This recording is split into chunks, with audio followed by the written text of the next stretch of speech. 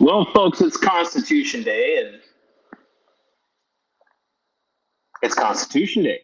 Let's talk about it. What does it mean, and why should every citizen know about it? Find out all this and more on Self Evident Podcast.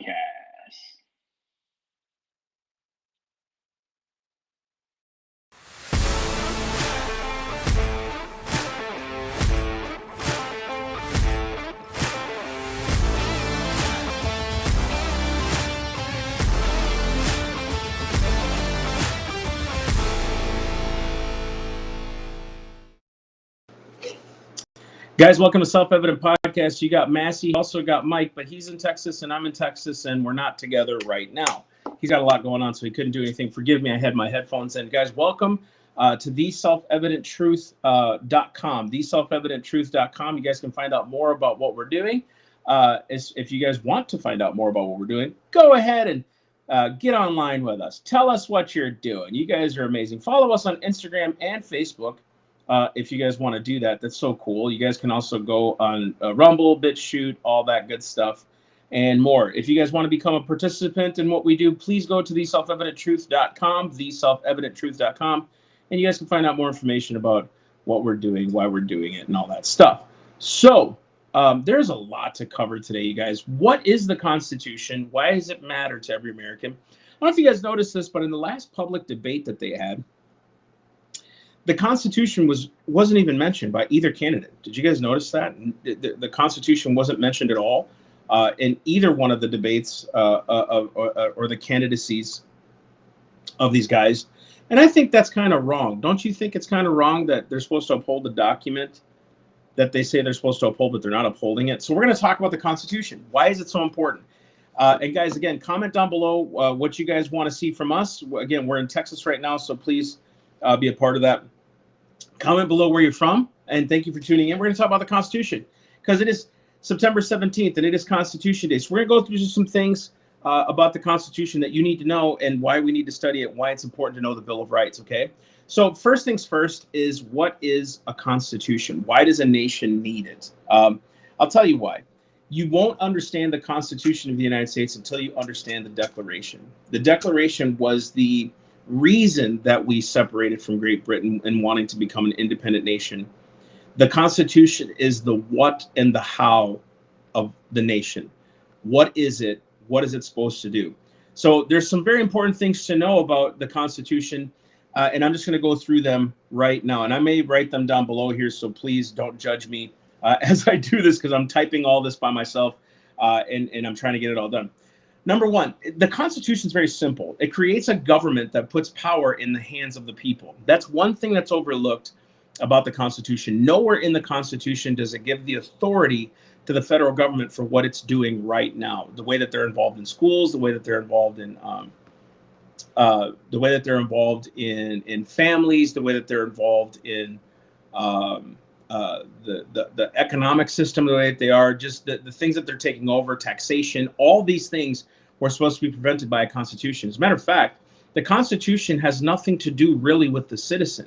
It has everything to do with telling it what government is supposed to do and what it cannot do. The Constitution originally was founded with 17 enumerated powers. It sets up a system of checks and balances. In other words, it has three branches of government, right? So those three branches of government are what? It's the Senate judicial review. It's also the congressional review and the executive review. So there's three different branches of government, all taken from the book of Isaiah.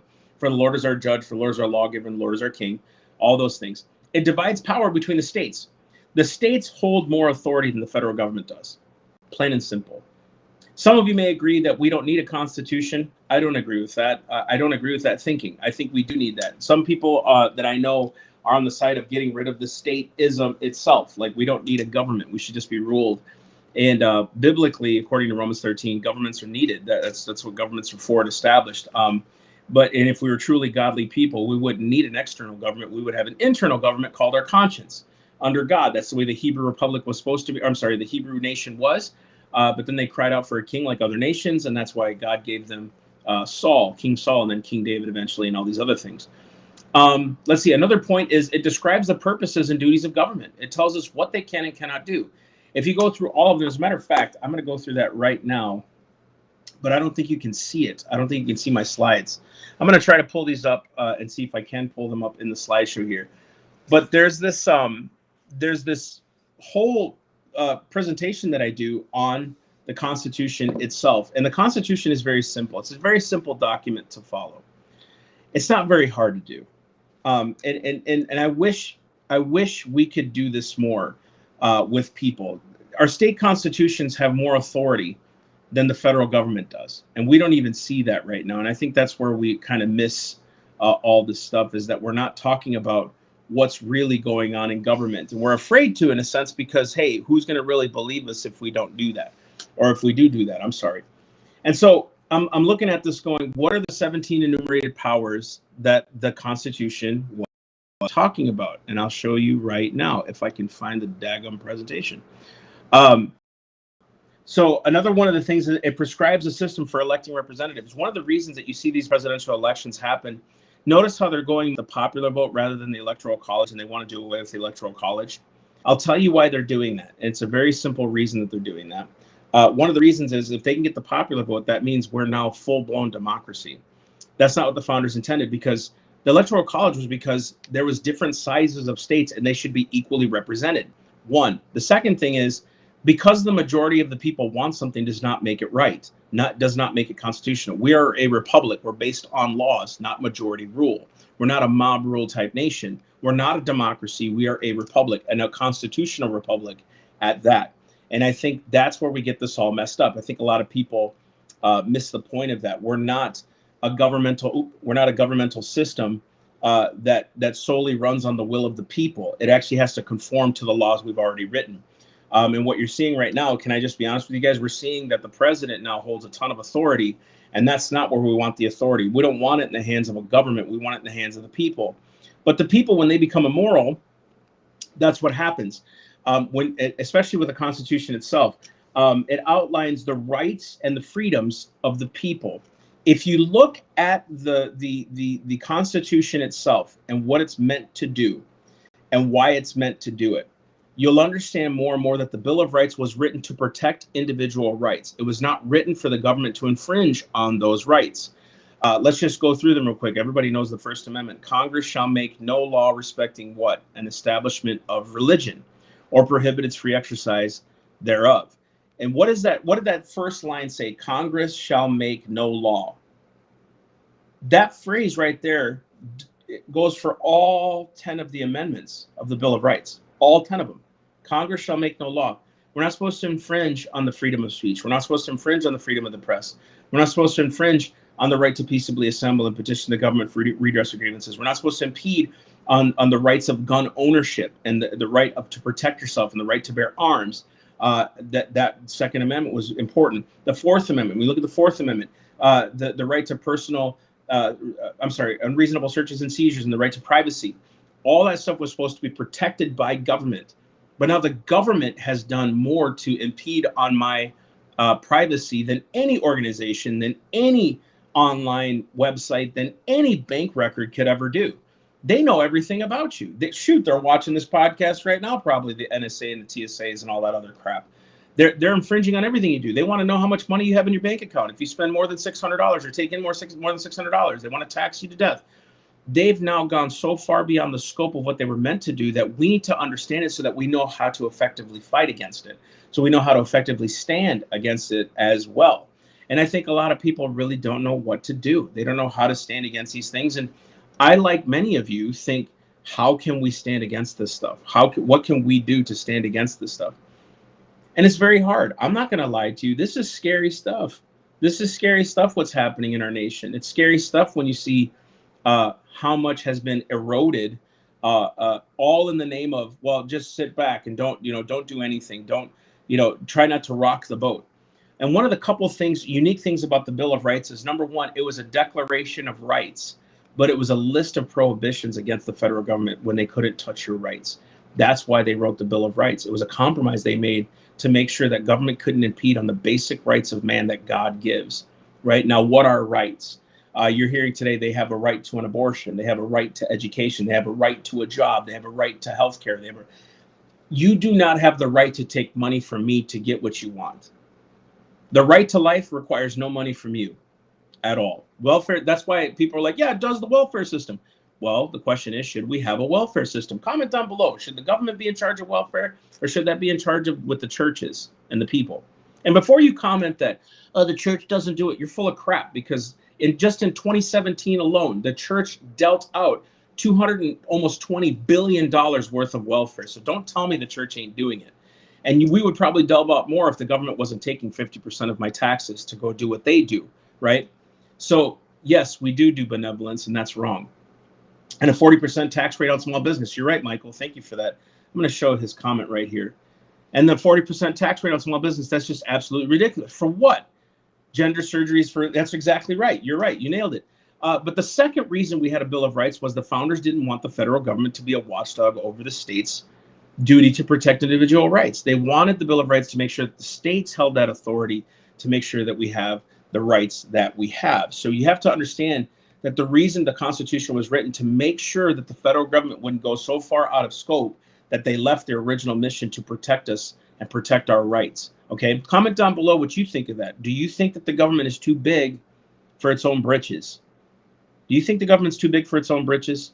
If you do, comment down below. Say, yes, it's too big for their own britches. Too big for its own britches. I totally believe that.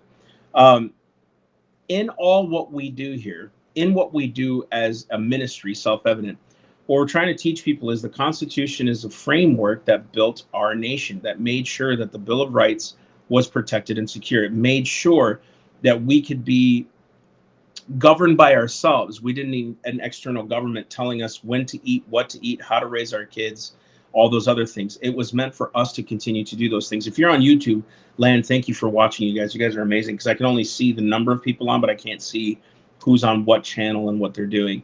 So please continue to comment down below what you believe. The difference is between the Constitution and every other constitution is this was the first of its kind, where the people retain the power and we elect representatives to uphold the Constitution. Right now in our country, this is the sentiment that's going on. We elect people to make sure they do our will, which is even more wrong than most. The government is not called to do the will of the people. The government is called to follow the Constitution, even if the people don't want its Constitution. Until they write an amendment to upend that Constitution, all government's job is supposed to do is follow the law and make sure our rights are protected and secure. That's why you want people not saying, I'll do for you, like Kamala's saying, which, by the way, we're about to do a real cool podcast on the socialism of what Kamala's doing. Her new slogan is a new way to move forward. It's in line with the Communist Party of America and what they believe. So she's more of a communist and a socialist and a Marxist, totalitarian probably for that matter. So you're seeing that too. But also the Constitution was signed in 1787. There was a contention on how the Constitution was written, because they were meant to meet in Philadelphia at Carpenter's Hall to revise the Articles of Confederation. That's what they told their states. Hey, the delegates are going to go and revise the Articles of Confederation. The problem is they got there and they said, man, the Articles don't hold us together. It doesn't find a way to help pay off the debts that America's incurred. It's not a very unifying type document. Some say it went too far to unification, which grew the power of the federal government. Some say it was a good move. Some say it was done in the dead of night and they didn't even get the permission from the states. Those debates are important and they need to be said.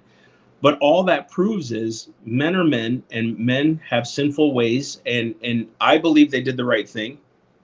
Some of you won't believe that. I don't believe it was done in the dead of night. I don't believe any of that stuff. I do believe that they had to revise it to make it something that every state could grab onto and say, hey, we can follow this if we want to be a part of the union. The entire point of that document was to make sure the government wouldn't grow. Now, could we change some of the verbiage in the document? Yes. I wish they wouldn't have said that these things can be carried out. If you look at every amendment and every article and statute, it says that Congress can carry out these by any means necessary. I wish they wouldn't have put that because now you see what government has done. What they meant by that was any means necessary according to the law without breaking the law, obviously. And you're seeing more and more of that now, even down to Kamala Harris saying in her first 100 days, if they don't do what I want them to do, I'm just going to start writing executive orders. That is unconstitutional. That's not the authority of the president. It does not have the authority of the president under Article 2 of the Bill of Article 2 of the Constitution. Does it give them that authority? And so again, this is all stuff that took me a long time to learn, and I didn't learn it, and this is my fault.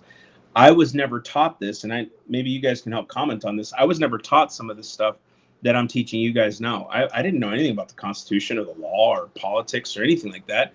I had to learn all this stuff on my own, and that's okay. I think we all need to learn. I think we all need to learn these things for ourselves. Amen. Comment down below if you think that too. We need to learn the stuff for ourselves. And guys, I am so sorry, but I cannot find this slideshow that I do on the Bill of Rights and the Constitution. I have all my slides right here, and I cannot find that daggum slideshow.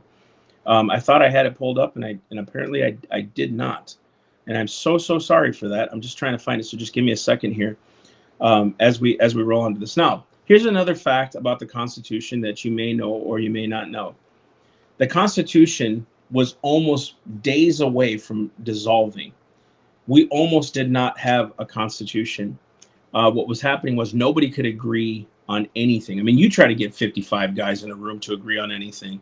I dare say a couple of us fellas have a hard time to remove a tire from someone's car doing it the right way, right? So you get 55 people in a room to try to figure out how we're going to create a nation that's going to be free and open, that the states have authority in, that they're not dependent on a federal government or a monarchy, because that's just what we left, which we're seeing more of now that we're turning into this monarchy. And so there was a whole lot of back and forth. Let's just end it all. Let's be done with this. And there's this whole beautiful story of Benjamin Franklin.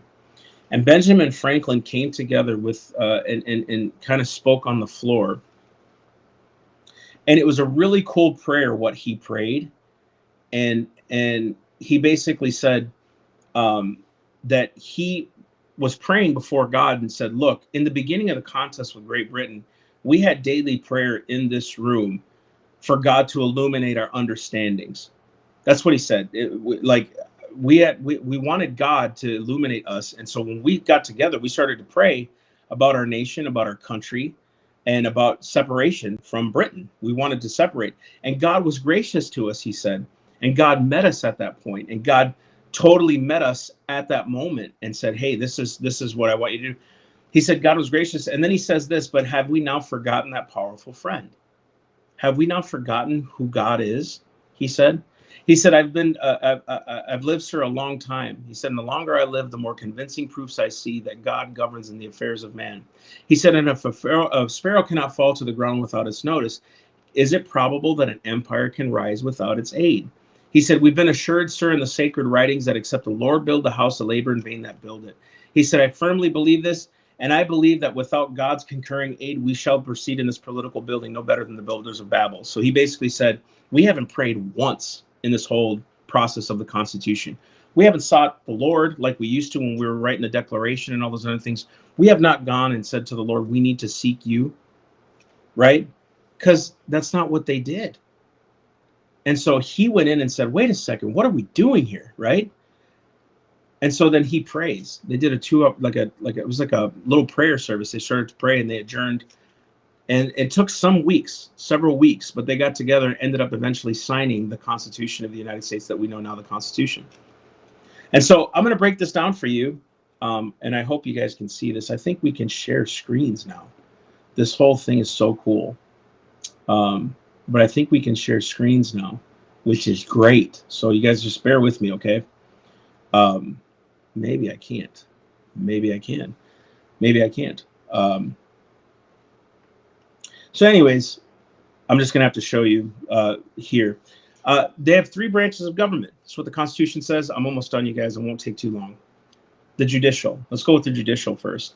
Our founders warned heavily about a judicial system. They were so afraid of a monarchy and that the judges were placed with a lower importance. Alexander Hamilton thought that the judges had a lower authority than any branch in government, but Jefferson warned about court systems that they can start doing this at night. They can start creating laws out of thin air, which is what you're seeing today.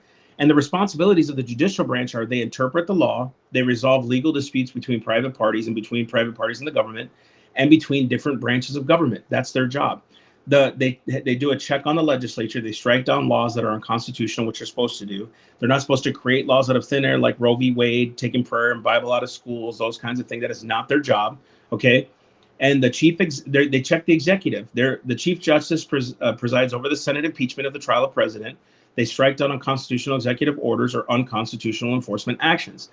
If the president says, I'm going to write a executive order on banning black shirts on Tuesday mornings,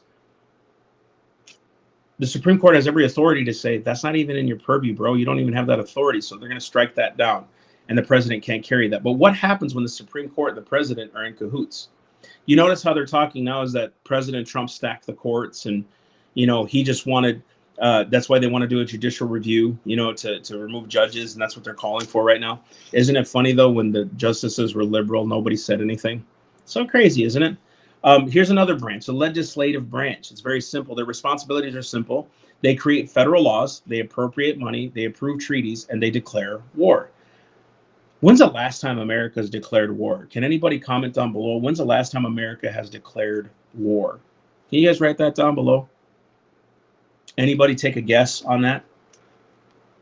When's the last time America declared a war? Because we've been in many wars since the 1940s. Did you know that the last time Congress declared war was 1940, 41? It was when World War II was happening. That's when we got together and said, okay, we're going to do this. And ever since then, we've not had a declaration of war at all. Vietnam wasn't done by a declaration of war. Operation Iraqi Freedom wasn't done with a declaration of war. That's right, Curtis family. That's right. World War II. And so we've just gone to war because in the name of protection, that's what we've done. And so we've kind of gone beyond that scope that the president says, now we're going to go to war, and they don't even oppose it anymore. Congress has been very derelict of duty for a long stinking time on their bill writing and things like that, and checking the executive order. They're supposed to check the judiciary, the legislative branch does. They impeach and remove judges. They add and remove courts or changes to their jurisdiction. They pass legislation that overrides court decisions that do not involve constitutional issues, and they propose amendments to the Constitution. That's the job of the legislative. They also check the executive branch. The House impeaches the president, and the Senate decides whether to remove the president from office. The Senate can reject executive and judicial nominees made by the president or treaties proposed by the president. Congress can refuse to appropriate funds for presidential priorities. The House and Senate can override presidential vetoes of legislation by 2/3 vote. That's the job. Now, here is something scary. What is the executive branch's authority? You know what their main responsibility is? To execute the law. So to secure our border, that's what the president is supposed to do. We have laws about that stuff. It's constitutional. We have a country, right? When the president says, I want to open up bathrooms to trans kids, not their authority. There's nothing law-abiding about that. They're supposed to check the legislature. They veto bills. They call Congress into special session. The vice president breaks ties in the Senate. But their check on the judiciary is something unique too. They nominate federal court judges and Supreme Court justices, and they pardon or they grant a clemency to people convicted of federal crimes. Their ability, their thing doesn't really do a lot. They preside, and they're a face to the world. So who we elect is a face to the world. Some of you don't like President Trump. Some of you don't like President Biden. Some of you don't like Vice President Kamala Harris. Some of you don't like Vance, or some of you love Vance. Doesn't really matter which side you're on right now. If they're not constitutional, we shouldn't elect them. That's the bottom line. If they're not constitutional, we shouldn't elect them. We shouldn't even be talking about the stuff, half the stuff they're talking about. And again, I'm going to ask you guys, now that there's more people on from the beginning, during the last presidential debate, who mentioned the Constitution at all? It wasn't even mentioned. It wasn't even mentioned, hey, do we even have the authority according to the Constitution to do half the things we're even talking about? Do we have the constitutional authority to cap rent like Kamala was talking about? Do we have the authority to do buybacks for guns? Do we have the authority to stop oil drilling in America? Do we even have that authority? Do we have the authority to override states' rights? Do we have the authority to mandate masks and vaccines? Do we have the authority? Nobody's even talking about that. You know what they're talking about? This is what I'm going to do for you. And that's the trap that people have fallen into. We love a king. people love a king because it's easier to follow a king than to be responsible to do it ourselves. It's way easier. And guys, I don't want us to fall into that. I don't want us to fall into that at all. And I mean that with my heart. I don't think we understand. Maybe she did. Maybe she did. I don't remember. I watched it, but I don't remember her saying anything about the Constitution.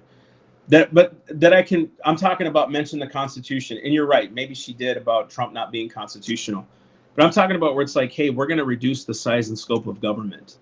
We're going to reduce the size and scope of this whole mess. And what is the answer to all this according to the Constitution? How do we stop a lot of this mess, right? That's really the question. What's the answer? What do? It's called interposition or nullification. We've got a job to do as the states to interpose ourselves and say, no, we're not obeying these rules.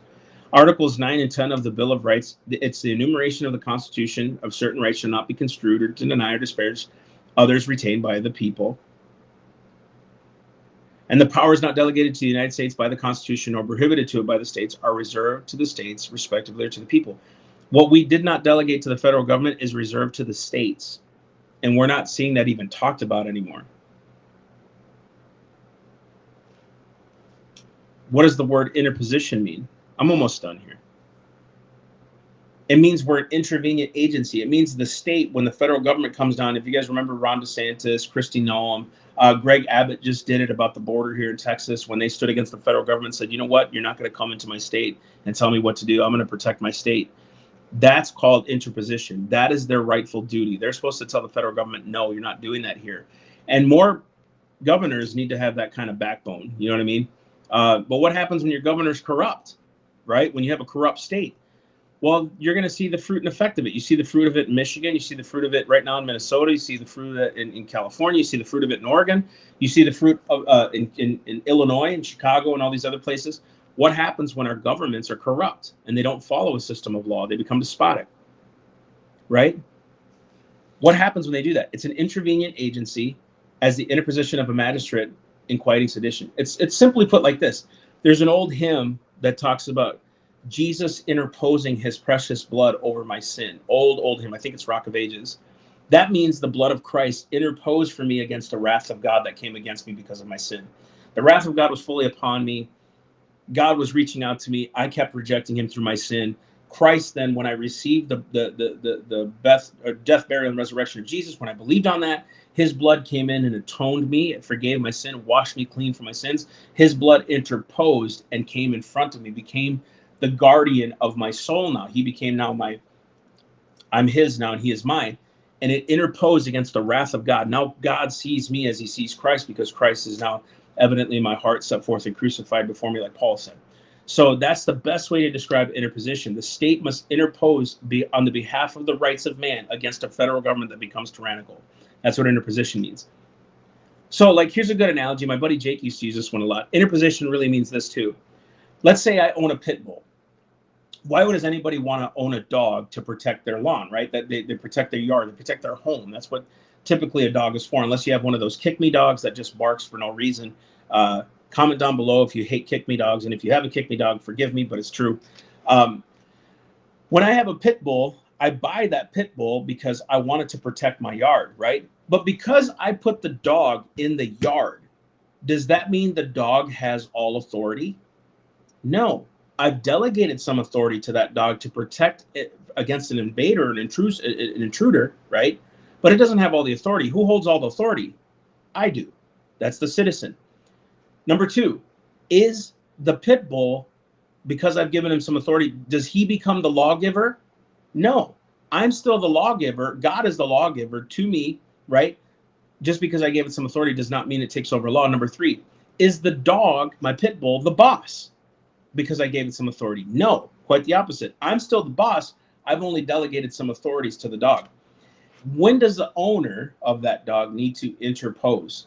When the dog becomes too belligerent and starts to go on the offense instead of the defense and defending the states. Does that make sense? Yeah, I call them kick me dogs, the little chihuahuas that just bark for no reason. You can pump them things through the field goal posts, right? I probably lost some viewers, but that's okay. So really, what is the Constitution? It is a check against the federal government. It is telling the federal government what it can and cannot do. The Constitution was merely written to make sure we understood as a citizenry what the government can do and what it cannot do. And then it's supposed to tell us what the states have the authority to do, because they're supposed to be ruling over us. States have their own constitutions, their own bills of rights, their own Congress, their own Senate, their own judiciary, and their own governor. We have already government systems in place in our states. If we wanted the federal government to do it all, we wouldn't need all those people in those state positions. The president can send his minions to each state, just rule from there, which is what if you guys look at the Declaration, one of the 27 reasons was that he was creating agencies to take away the rights of the people. And that's what you're seeing today. The Constitution was meant to stop that. It was only given the federal government a certain amount of power to make sure that they could handle national affairs between the states, to make sure that the states could run freely. So do you think, comment down below, do you think the federal government's gone a little bit beyond the scope? And the second question is, do you think that you guys can learn more about it to do something about it? I think we all can. I think we all need to keep standing on the convictions that we have. Keep telling your pastors about this. There's some really good organizations with some great stuff. As a matter of fact, we have a Constitution course that we offer, right? I think it's 50% off this whole month. If you guys want to sign up on theselfevidenttruth.com, you guys can get a course. It's a 14-week Constitution course, and it's like 50% off or something like that. And I think we bundled the other courses with it, so it's like a full-on, like, huge course bundle. But also too, if you're from Florida, we're offering an 8-week Constitution course at our church. You guys can do that at Revive Church in Stuart, Florida. It's starting in October 7th, I believe. It's a Sunday. Yeah, it's October 6th or 7th. And we're starting that at 7 p.m. We're doing an 8-week deep dive into the Constitution, showing you what your rights are before God. What does that look like? What's government's role and what we can do about it? So you guys, thank you so much for tuning in on this Constitution Day. Comment down below if you want more content like this, so we explain more of the documents. I hope I explained it the best way I could. I lost my slideshow presentation. I don't know where it went, but I'm here. So we love you guys. Go to theselfevidenttruth.com to find out more information about what we're doing. We're still here in Texas for another week and a half. So is Mike, so pray for him. I think he starts his tour right now, tonight, and all that stuff. So we love you guys. We will see you very soon. Actually, tomorrow. I'll be doing another podcast tomorrow on another really cool topic. And I think what I'm going to talk about is, what does it mean to be rebellious to tyranny? And is it biblical? Is it theologically sound to rebel against ungodly authority? Find out more tomorrow. And then share it with your pastor. God bless you guys. We will see you tomorrow.